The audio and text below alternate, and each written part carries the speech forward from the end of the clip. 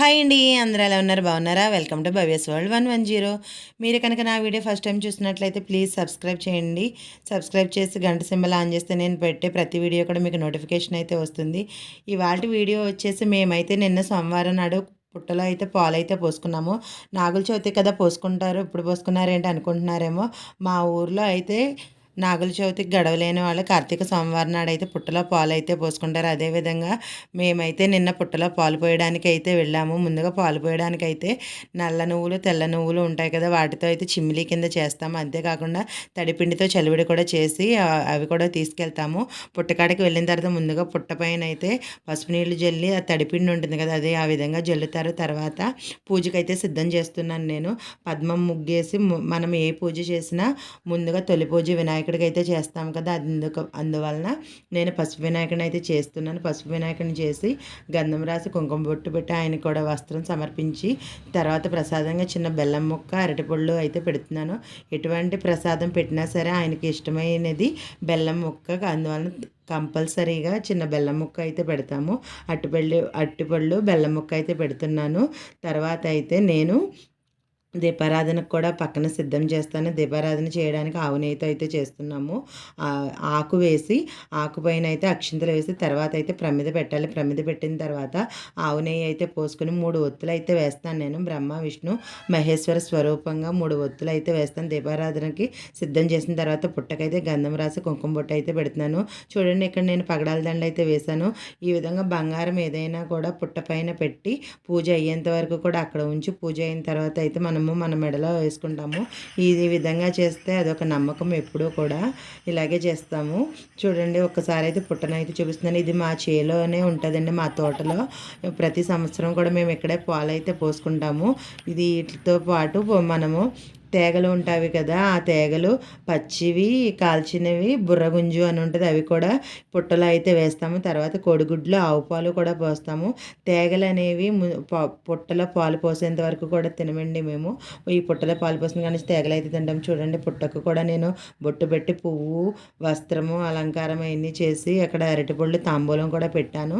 తర్వాత అయితే మా ఆయన అయితే దీపారాధన చేస్తున్నారు. అగరపుల్లతో వెలిగించమంటే అగ్గిపుల్లతోనే వెలిగించేస్తున్నారు. తర్వాత అయితే నేను మా పిల్లలు కూడా దీపారాధన అయితే చేసుకుని వినాయకుడికి పూజ చేసి తర్వాత పుట్టకు కూడా పసుపు కుంకుమ అక్షతల గంధము పువ్వులతో అయితే పూజ చేసి చిల్లర డబ్బులు కూడా వేసి పూజ అయితే చేసుకున్నాము. తర్వాత అయితే తలకు కొబ్బరికాయ అయితే కొట్టేసే చిమ్మిలి చూసారా, చెప్పాను కదా, తెల్లది నల్లది చలిమిడి వడపప్పు కూడా అమ్మవారికి నైవేద్యంగా సమర్పించుకున్నాము.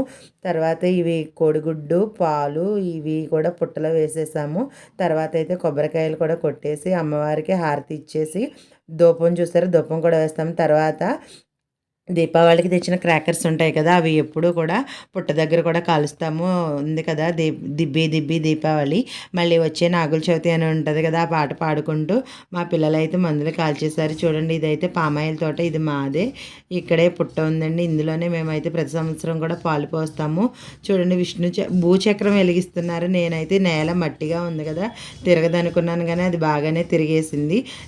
ఈరోజు పిల్లలకి స్కూల్ అయితే ఉంది, అందుకే మార్నింగే వెళ్ళిపోయాము. మళ్ళీ స్కూల్ టైం దాటకూడదు కదా అనేసి తర్వాత అయితే నేను ఈ పూజా సామాగ్రి అయితే సదిరేసుకుంటున్నాము. తర్వాత చూడండి, ఒక్కసారి అయితే చూపెడుతున్నాను. కాయలు అయితే తీసేసారు, లేదంటే కాయలతో అయితే చాలా బాగుంటుంది. ఒకసారి ఎప్పుడన్నా వెళ్ళినప్పుడు కాయలతో ఉన్నప్పుడు అయితే తోటని చూపిస్తాను. చూడండి, ఈ విధంగా అయితే క్రాకర్స్ అయితే కాల్చుకుంటున్నారు వీళ్ళు. నేనైతే అవన్నీ సర్దుతూ ఉంటే వీళ్ళు అవి చక్కగా హ్యాపీగా ఆడుకుంటున్నారు. ముందుగా నిన్న సోమవారం కదా, శివాలయంలోకి కూడా వెళ్ళి వచ్చేసాము. పిల్లల్ని కూడా తీసుకుని వెళ్ళాము. అందుకే ఇంకా వాళ్ళు డైరెక్ట్ యూనిఫామ్ వేసేసుకున్నారు. మళ్ళీ మార్చుకుని వేరే డ్రెస్ వేసుకుంటే మళ్ళీ లేట్ అయిపోతుంది కదా. చూడండి, నేను సర్దుతూ ఉంటే వెనకాల నుంచి వీడియో కూడా తీసేసారు వీళ్ళు. తర్వాత ఇంటికి వచ్చేసి మేమైతే అత్తేసర పిల్లలకైతే బాక్స్ పొటాటో ఫ్రై పెట్టేసాను. తర్వాత మేమైతే అత్తేసర అన్నం పచ్చిపులుసు అయితే చేసుకున్నాము. ఇది వరకు పుల్లల పొయ్యిలు అయితే వంకాయలని కాల్చేయడం, ఇప్పుడు చూడండి డైరెక్ట్ స్టవ్ మీదే కాల్చేస్తున్నాము. తర్వాత పచ్చిమిరపకాయలు అయితే నేను వేపుతున్నాను. ఈ విధంగా పచ్చిమిరపకాయలు వంకాయ కాల్చేసి చింతపండు పులుసు పిసికేసుకుని పచ్చిపులుసు అయితే చేసుకున్నాము. అత్తేసరి అన్నంలో మీకు ఏ కాంబినేషన్ అంటే ఇష్టం ఉన్న మా ఆయన కోసం పచ్చిపులుసు చేస్తున్నాను కానివ్వండి, లేదంటే నాకు వేడి వేడి అత్తేసరి అన్నంలో బెల్లము నెయ్యి వేసుకుని తింటే చాలా ఇష్టం. చిన్నప్పటి నుంచి కూడా ఇప్పటికీ అదే అలవాటు. నేను ఒక్కదాన్నే ఉపవాసం అలా ఏమన్నా చేశానంటే కంపల్సరీగా ఇంకా పచ్చిపులుసు కూడా చేసే పనే ఉండదు. ఆ బెల్లము నెయ్యి వేసుకుని అయితే తినేస్తాను. సరే మా హస్బెండ్ ఉన్నారు కదా అనేసి నేనైతే పచ్చిపులుసు చేస్తున్నాను.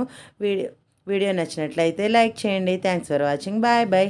Please subscribe Bhavya's world 110.